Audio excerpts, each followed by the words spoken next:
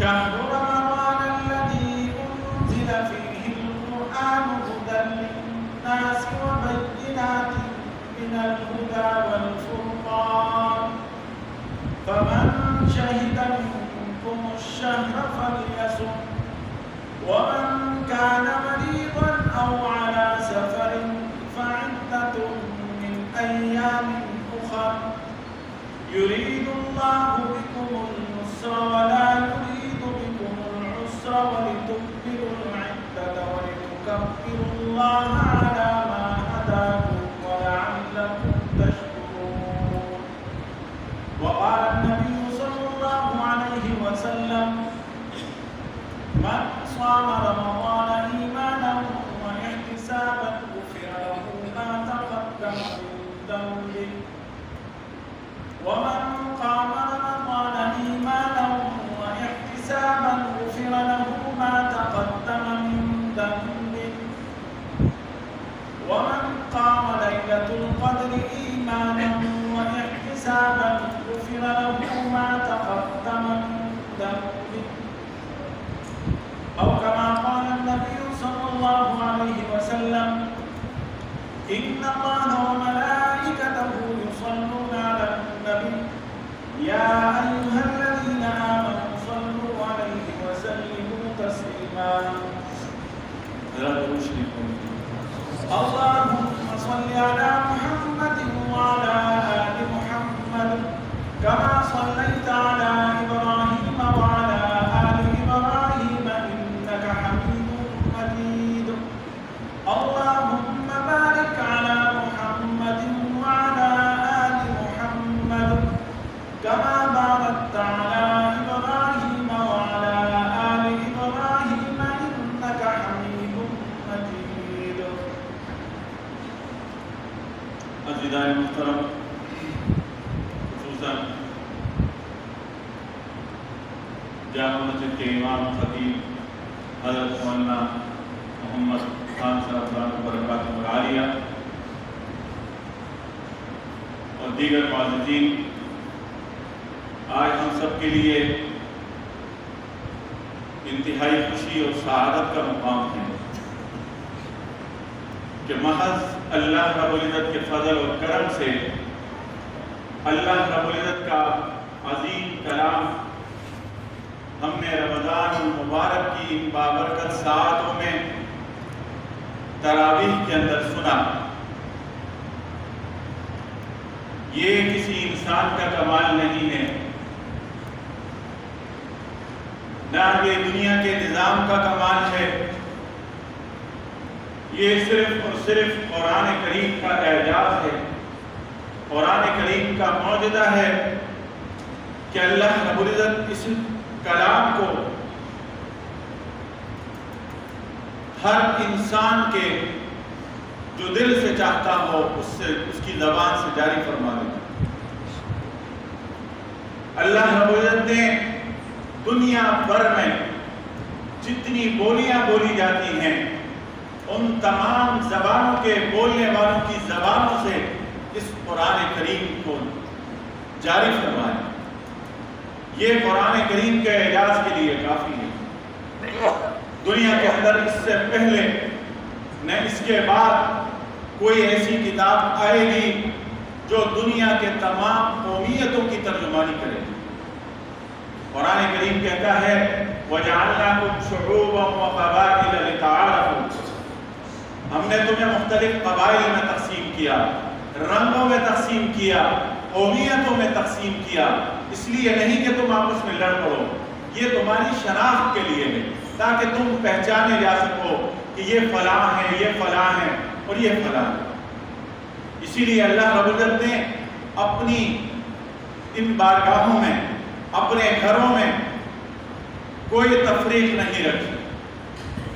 سب سے بڑا فرق اسلام ہے. اسلام کے اندر کفر سے جو آیا اس کے بعد کوئی تفریق نہیں ہے.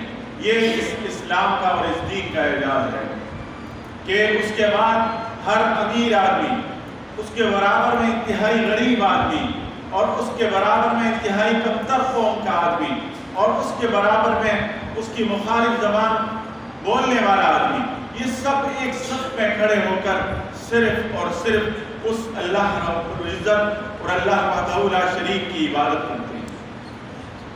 الحمدللہ آج ہم اور آپ حضرات نے بڑی قربانی دی۔ یہ وقت بازار میں بھی گزر سکتا تھا، یہ وقت چوک چوراہوں پر بیٹھ کر بھی گزارا جا سکتا تھا، لیکن آپ حضرات کو اللہ رب العزت نے توفیق دی، آپ نے چوک چوراہے کی بجائے مسجد کا انتخاب کیا، اور مسجد میں بھی آپ نے قرآن کریم کو تراویح میں سننے کا جو اعزاز حاصل کیا ہے۔ یقیناً یہ دنیا کا کوئی شخص چاہے وہ کتنا بڑا دولت مند کیوں نہ ہو، دولت سے حاصل کر سکتا ہے، کتنا بڑا سرمایہ کیوں نہ ہو۔ آپ کسی کو 10,000 میں یہ ثواب دیں گے، 15,000 میں دیں گے، کوئی نہیں دے گا، لاکھوں میں بھی نہیں دے گا۔ کیوں؟ اس لیے کہ اس قرآن کریم کے سننے میں اور سنانے میں جو لطف ہے، جو مزہ آتا ہے، جو چاشنی آتی ہے، وہ مسجد کے باہر نہیں آتی، وہ اس کلام سے ہٹ کر دنیاوی گفتگو میں نہیں آتی۔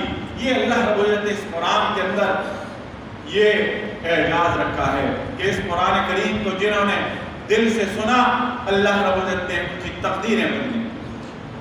حضرت عمر فاروق رضی اللہ تعالیٰ عنہ اسلام سے قبل جب ایمان نہیں لائے تھے، ایمان لانے کی وجہ کیا ہے؟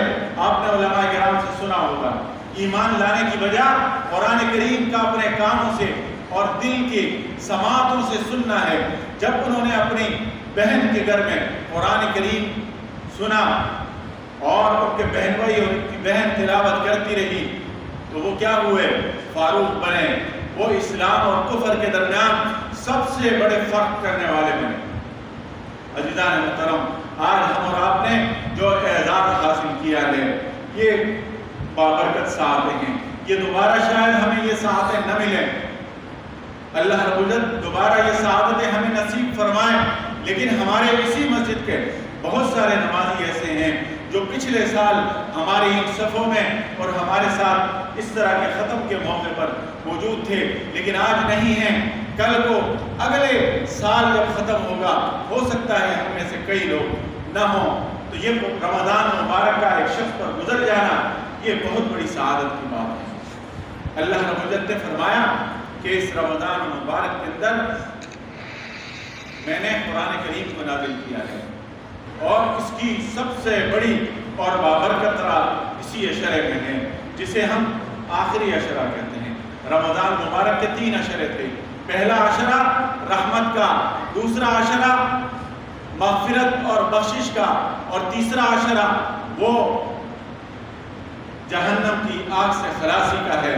اور یہ وہ عشرہ ہے اس میں رحمت بھی ہے، اس میں مغفرت بھی ہے، بخشش بھی ہے، اور اس میں جہنم کی آگ سے خلاصی بھی ہے۔ عزیزان محترم، رمضان مبارک کا مہینہ یہ اللہ رب العزت کا مہینہ ہے۔ اللہ رب العزت نے اس مہینے کو اپنے لیے خاص فرمایا، کسی اور کے لیے خاص نہیں فرمایا۔ قرآن کے اندر یہ رمضان مبارک واحد مہینہ ہے جس کا صراحتاً نام دیا گیا ہے، شہر رمضان الذی انزل فیہ القرآن۔ ہم اور آپ سنتے ہیں کہ قرآن کریم اس رمضان مبارک کے اندر اتارا گیا، اس کا نزول ہوا۔ نزول کیسے ہوا؟ اللہ رب العزت نے لوح محفوظ سے آسمانی دنیا میں بیت العزت کے اندر قرآن کریم کو جب اتارا ہے تو وہ لیلۃ القدر ہے، لیلۃ القدر کی رات ہے۔ اور پھر لیلۃ القدر کی رات کیا ہے؟ فرمایا لیلۃ القدر خیر من الف شہر۔ عزیزان محترم، رمضان مبارک بڑی سعادتوں والا مہینہ ہے، اور ہو سکتا ہے لیلۃ القدر کی رات آج ہو سکتا ہے 27ویں کی رات ہو سکتا ہے 29ویں کی رات ہو۔ تو طاق راتیں ہیں، 5 راتوں میں اس رات کو تلاش کرنا۔ فرمایا کہ اس رات کی جو خیر پالے وہ کیا ہے؟ ایسا ہے، قرآن کریم کہتا ہے، دنیا کا کوئی شخص دعویٰ نہیں کر رہا، قرآن کریم کہتا ہے لیلۃ القدر خیر من الف شہر، یہ 1000 مہینوں کی عبادت سے افضل ہے یہ ایک رات۔ اور 1000 مہینے کتنے بنتے ہیں؟ ذرا کیلکولیشن کیجئے۔ فرمایا کہ 83 سال اور 84 سال 4 مہینے کچھ بنتے ہیں۔ یہ سال ہم اور آپ اگر ایک رات پالیں اور اتنی زیادہ خیر اور اتنی زیادہ عبادت ہم اس کا اجر و ثواب حاصل کر لیں تو ہمارے لیے تو یہی کافی ہے۔ اور پھر رمضان مبارک کے اندر جو روزے سے ہوتے ہیں، روزہ کس لیے ہے؟ ہماری جو صبح سے لے کر شام تک، مغرب کے اذان تک بھوکا اور پیاسا ہونا ہے، اس سے ہم اللہ رب العزت کو کیا پیغام دینا چاہتے ہیں، یا اللہ رب العزت ہم سے کیا چاہتے ہیں؟ قرآن کریم کہتا ہے یا ایھا الذین آمنوا کتب علیکم الصیام کما کتب علی الذین من قبلکم لعلکم تتقون۔ اے ایمان والو، یہ روزے تم کوئی نئی قوم نہیں ہو جو رکھ رہے ہو، تم سے پہلے کی امتوں پر بھی روزے فرض کیے گئے، وہ بھی رکھتے تھے، تم بھی رکھتے ہو۔ کیوں رکھتے ہو؟ اس لیے تاکہ تمہارے دلوں کے اندر تقوی بیدار ہو۔ اور تقوی کیا چیز ہے؟ کسی بازار میں ملتا ہے یہ تقوی، کسی دکان میں، کسی بچت بازار میں یہ تقوی میرے بھائیوں نہیں ملتا۔ یہ تقوی نہ نظر آتا ہے، نہ اس تقوی کا کوئی دعویٰ کر سکتا ہے کہ میں متقی ہوں یا میں تقوی دار ہوں، کوئی یہ دعویٰ نہیں کر سکتا۔ تقوی صرف اور صرف اللہ رب العزت کی خشیت کا نام ہے، اللہ رب العزت کی طرف متوجہ ہونے کا نام ہے، اور یہ نظر نہیں آتا، یہ بورڈوں پر چسپاں نہیں کیا جاتا، اس کا اعلان لاؤڈ سپیکروں پر نہیں کیا جاتا۔ عزیزان محترم، یہ روزہ کیسی عبادت ہے؟ نماز بھی عبادت ہے لیکن مسجد میں پڑھی جاتی ہے، حج بھی ایک عبادت ہے، اللہ رب العزت کی فرض ہے، لیکن بیت اللہ جا کر اس کی ادائیگی ہوتی ہے، مسجد حرام جا کر اس کی ادائیگی ہوتی ہے، اور اسی طرح سے جہاد کے میدان میں جہاد بھی فرض ہے، لیکن تلوار اٹھانی پڑتی ہے، بندوق اٹھانی پڑتی ہے، ملت کفر کا سامنا کرنا پڑتا ہے، دنیا دیکھتی ہے، لیکن روزہ ایک ایسی عبادت ہے۔ فرمایا کہ روزہ کسی کو نظر آتا ہے؟ آج تک کسی نے روزہ دیکھا ہے کہ کیسا ہوگا؟ روزہ دار دیکھے ہوں گے، لیکن روزہ آج تک کسی کی نظروں میں نہیں آیا۔ کیوں نظر نہیں آتا؟ کیوں؟ اس لیے کہ یہ صرف اور صرف اللہ اور بندے کا براہ راست ایسا معاملہ ہے کہ اس میں کوئی دوسرا دخیل نہیں ہے، کوئی دوسرا اس میں رکاوٹ نہیں ہے، کوئی دوسرا اس میں آپ کے واسطہ نہیں ہے۔ آپ براہ راست اللہ کے حکم پر روزہ رکھتے ہو۔ حلال چیزوں سے ہم اور آپ اپنے آپ کو روکتے ہیں، حرام چیزوں سے اپنے آپ کو روکتے ہیں۔ کیوں؟ اس لیے کہ اللہ رب العزت کا حکم ہے، ورنہ بند کمرہ ہو، ٹھنڈا فریج ہو، ٹھنڈے مشروبات ہوں، دنیا کی کون سی طاقت ہے؟ بیگم آپ کو روک لے گی، ماں آپ کو روک لے گی، بھائی آپ کو روک دیں گے، کون آپ کو روک سکتا ہے؟ دنیا کی کوئی طاقت نہیں روک سکتی۔ صرف اور صرف یہ جو روزے کی عبادت ہے، یہ اللہ تعالیٰ کا بندے کے ساتھ وہ خصوصی تعلق ہے جس کے اندر دنیا کی کوئی اور طاقت شامل نہیں ہے۔ اس لیے ہم نے جب اللہ کے حکم پر حلال چیزوں کو چھوڑا، کھانا کیا ہے؟ حلال ہے نا، حرام تو نہیں ہے خدا نخواستہ کہ ہم دن بھر حلال کو اپنے اوپر حرام کر دیتے ہیں۔ پانی پینا حلال ہے، ہم اسے اپنے اوپر حرام کر دیتے ہیں۔ کیوں؟ اللہ رب العزت کا حکم ہے، اللہ رب العزت کا حکم ہے کہ اذان مغرب کے ساتھ پیو، ہم پی جاتے ہیں اور کئی گلاس پی جاتے ہیں۔ دن بھر کیوں یہ حلال چیزیں نہیں کھاتے اور پیتے؟ اس لیے کہ اللہ رب العزت کا حکم ہے۔ تو پھر رمضان المبارک کا سب سے بڑا پیغام یہ ہے کہ ہم رمضان المبارک کے اندر ان حرام چیزوں کو اسی طرح ترک کریں جس طرح اللہ رب العزت کے حکم پر ہم حلال چیزوں سے اپنے آپ کو بھوکا اور پیاسا رکھتے ہیں۔ ہم جھوٹ بولتے ہیں، ہم ملاوٹ کرتے ہیں، ہمارے بازاروں میں سودی کاروبار ہوتے ہیں، ہمارے بازاروں میں چوریاں ہوتی ہیں، اور ہمارے بازاروں میں دھوکہ اور فریب ہوتا ہے۔ عزیزان محترم، شراب کے نشے ہوتے ہیں اور شراب پر بھی روزے افطار ہوتے ہیں۔ بہت سارے ایسے بھی روزہ دار ہیں۔ اس لیے ہم نے جب اپنے اوپر حلال کو حرام کر دیا تو حرام بدرجہ اولا ہم پر حرام ہو گیا ہے۔ ہم نے رمضان مبارک کی آج کی اس رات یہ عہد کرنا ہے کہ ہم اپنے اوپر جس طرح رمضان کے اندر اللہ رب العزت کے حکم پر ہم حلال چیزوں سے اپنے آپ کو روکتے رہے۔ کیوں؟ کہ امر الہی ہے، اللہ رب العزت کا حکم ہے۔ یہ معتکفین یہاں بیٹھے ہیں، اعتکاف کرنے والے کیوں آئے ہیں؟ کوئی کاروبار کرنے تو نہیں آئے، اللہ رب العزت کا قرب حاصل کرنے آئے ہیں اور اللہ رب العزت کی خوشنودی حاصل کرنے آئے ہیں۔ یہ بھی بیماروں کی عیادت کر سکتے تھے، انہوں نے زندگی کی تمام مجبوریاں چھوڑ چھاڑ کر اللہ کے گھر کا انتخاب کیا ہے، گویا اس مالک سے رابطہ کیا ہے جو دنیا کی وحدہ لا شریک ذات ہے اور جس نے اس دنیا کو بنایا ہے اور جو اس دنیا کو خس و خاشاک کی طرح بہا دے گا۔ یہ معتکفین چاہے وہ ہمارے مساجد میں ہوں، چاہے وہ ہمارے گھروں میں ہماری مائیں بہنیں اور بیٹیاں ہوں، وہ بھی اعتکاف کرتی ہیں۔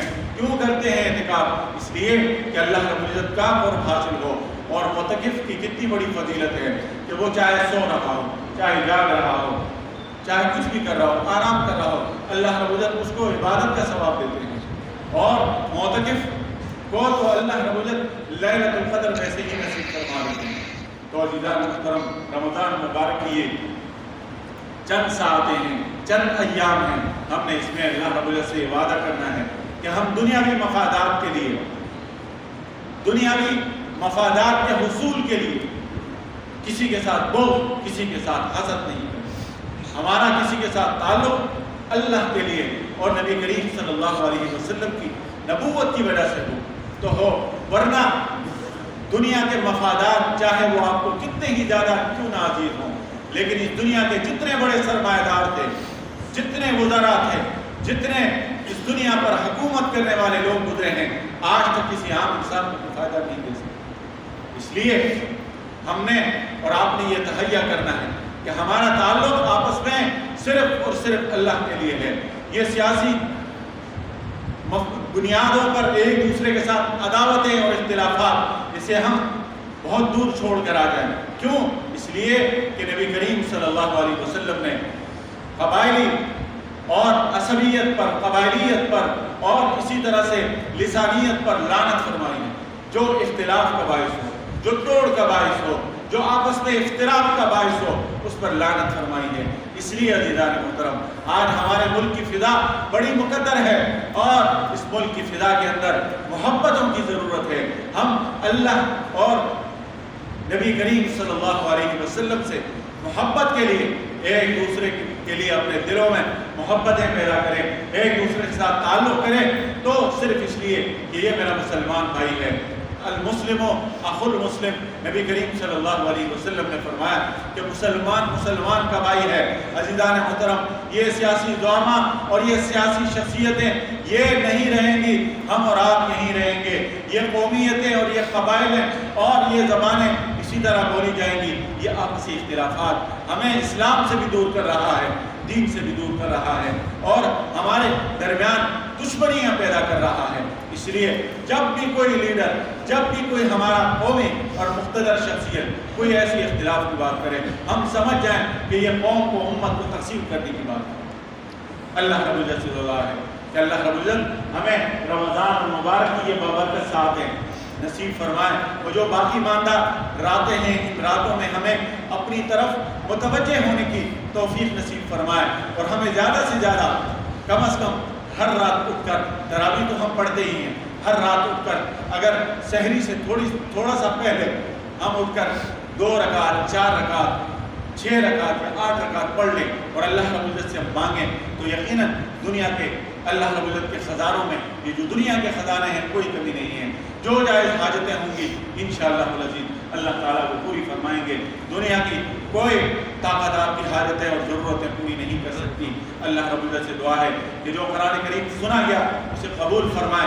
جن حضرات نے سنا انہیں بھی مبارک ہو، اور جن حضرات نے سنایا ہے اللہ رب العزت ان کو بھی یہ اعزاز مبارک فرمائے، کیونکہ یہ کوئی معمولی اعزاز نہیں ہے۔ اللہ رب العزت صرف اور صرف ایک حافظ کی وجہ سے قیامت کے دن حافظ کو حکم کریں گے کہ اپنے خاندان کے ایسے 10 لوگ جن پر جہنم واجب ہو چکی ہے، اپنے ہاتھ سے پکڑو، جنت کی طرف لے جاؤ، اور حافظ کو حکم ہوگا کہ جنت کے زینے چڑھو اور قرآن کریم کو تلاوت کرو، جہاں قرآن کریم کی آخری آیت ہے وہ تمہارا مقام ہے۔ تو یہ کوئی معمولی مقام اور مرتبہ نہیں ہے۔ عزیزان محترم، اللہ رب العزت ہمیں قرآن کریم سے اس رشتے کو، اس تعلق کو اسی طرح قائم رکھنے کی توفیق نصیب فرمائے۔ فرمائے، جو کچھ کہا جو کچھ سنا عمل کی توفیق نصیب فرمائے۔ اگر کوئی غلطی ہوئی ہو تو اس پر اللہ رب العزت سے معافی کے خواستگار ہیں۔ وآخر دعوانا